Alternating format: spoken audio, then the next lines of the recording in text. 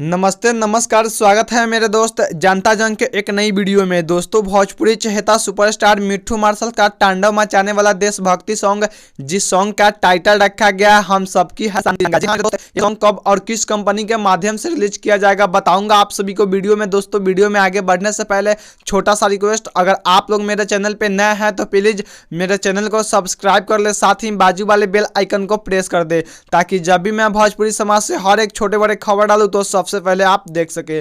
दोस्तों, बता दें आप सभी को, भोजपुरी चहेता सुपरस्टार मिट्ठू मार्शल का तांडव मचाने वाला देशभक्ति सॉन्ग, जिस सॉन्ग का टाइटल रखा गया है हम सबकी है शांति तिरंगा। जी हाँ मेरे दोस्त, ये सॉन्ग आज शाम 3 बजे मिट्ठू मार्शल एंटरटेनमेंट यूट्यूब चैनल के माध्यम से रिलीज होने वाला है। दोस्तों, एक बार फिर से बता दें आप सभी को, भोजपुरी चहेता सुपरस्टार मिट्ठू मार्शल का तांडव मचाने वाला देशभक्ति सॉन्ग, जिस सॉन्ग का टाइटल रखा गया है हम सबकी है शांति तिरंगा। जी हाँ मेरे दोस्त, ये सॉन्ग आज ही शाम 3 बजे मिट्ठू मार्शल एंटरटेनमेंट यूट्यूब चैनल के माध्यम से रिलीज होने वाला है।